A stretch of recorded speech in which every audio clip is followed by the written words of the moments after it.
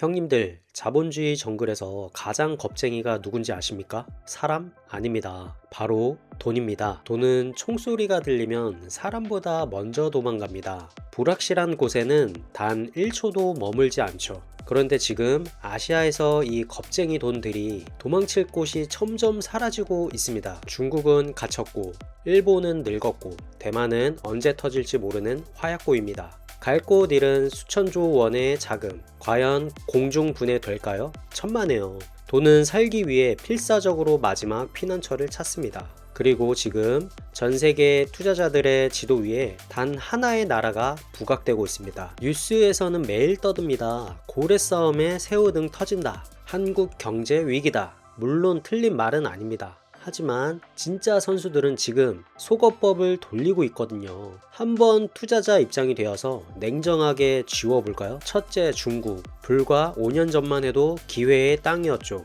하지만 지금은 투자 불가 판정을 받았습니다. 공산당 말 한마디면 알리바바도 날아가는 나라에 내 피 같은 돈 100조를 묻는다? 미친 짓입니다. 둘째, 일본. 엔화 싸다고요? 그건 셀이 아니라 떨이입니다. 인구는 늙어가고 디지털 혁신은 멈췄습니다. 무엇보다 중국과 멱살 잡고 싸워야 하는 최전선 국가입니다. 장기 투자처로는 리스크가 너무 큽니다. 셋째, 대만. TSMC 세계 최고죠. 인정합니다. 하지만 공장 100km 앞에 중국 미사일 수천 기가 겨누고 있습니다. 전쟁 나면 주가 폭락이 문제가 아니라 공장이 물리적으로 사라집니다. 자, 지도를 보세요. 누구 남습니까? 제조업 기반 튼튼하고 법치주의 작동하고 무엇보다 미군이 주둔해서 안보가 보증된 시장. 아시아에서 이 조건을 만족하는 선택지, 이제 대한민국 딱 하나 남았습니다. 지금 외국인들이 한국 주식 담고 채권 사는 거 우리가 갑자기 예뻐져서가 아닙니다. 다른 대안이 다 죽었기 때문에 강제로 선택할 수밖에 없는 겁니다. 이걸 전문용어로 속어법에 의한 매수라고 합니다. 그냥 국뽕 아니야? 미국이나 인도로 가면 되잖아. 지금 이런 생각하시는 형님들 계시죠? 그 의심 아주 좋습니다. 저도 데이터 보기 전까지 안 믿었으니까요. 그래서 오늘 제가 증거를 가져왔습니다. 단순한 뇌피셜이 아닙니다. 외국인들이 중국을 팔고 한국에 이것을 샀다는 자금 추적표, 전쟁 위기설에도 꿈쩍 않는 한국 국채의 미친 방어력, 그리고 월가 보고서에서 말하는 조건부 프리미엄의 실체까지, 이 영상을 끝까지 보시면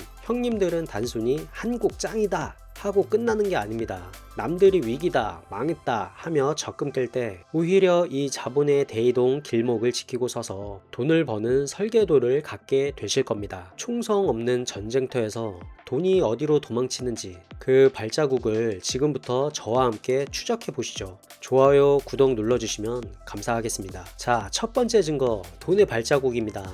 형님들, 뉴스 앵커 말 믿지 마세요. 기관 투자자들의 리포트? 그것도 반만 믿으세요. 하지만 절대 거짓말을 못하는 게 하나 있습니다. 바로 거래량입니다. 최근 6개월 글로벌 펀드 매니저들의 포트폴리오에서 아주 흥미로운 패턴이 발견됐습니다. 일부 글로벌 자금이 중국 비중을 줄이고 또는 분산하고 아시아 내 대안으로 한국, 인도 등을 보는 흐름이 관측된다. 중국 경제가 디플레이션 공포에 빠지자 이머징 마켓 펀드들이 중국 비중을 30%에서 25% 이하로 강제로 덜어냈습니다. 그럼 그 빠져나온 수조 원의 현찰 어디로 갔을까요? 인도로 갔겠지 라고 생각하셨죠? 맞습니다. 절반은 인도로 갔습니다.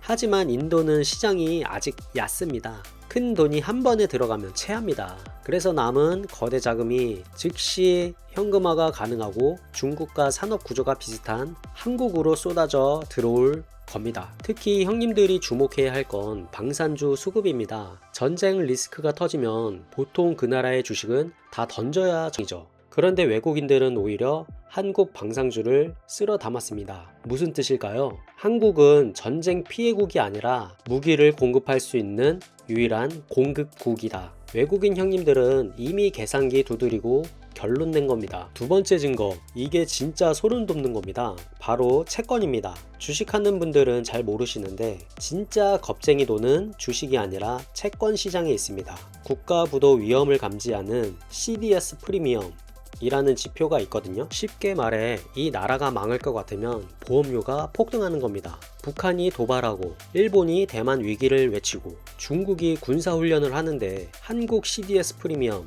거의 움직임이 없습니다. 오히려 안정적입니다. 이게 무슨 의미인지 아십니까? 전 세계 채권쟁이들이 보기에 지금 동북아에서 한국만큼 안전한 금고는 없다는 뜻입니다. 뉴스는 한국 위험하다 라고 떠들지만 돈은 한국 안 망해 라고 베팅하고 있는 겁니다.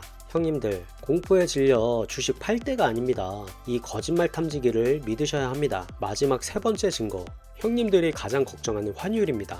1달러에 1,400원 후반인데 나라 망한 거 아니야? 솔직히 저도 마트 가면 손 떨립니다. 하지만 투자는 절대평가가 아니라 철저한 상대평가입니다. 지금은 원화만 약한 게 아니라 각국 통화가 서로 다른 이유로 얻어맞고 있는 국면이거든요. 일본 엔화 약세가 너무 길어지면서 변동성이 롤러코스터입니다. 투자자 입장에서 환해지 비용이 너무 비싸요. 중국 위안화? 여기는 더 복잡합니다. 온쇼어, 오프쇼어, 환율이 따로 놀고 결정적으로 공산당이 자본 이동을 막을 수 있다는 정책 리스크가 너무 큽니다. 물론 우리 원화도 약합니다. 인정합니다.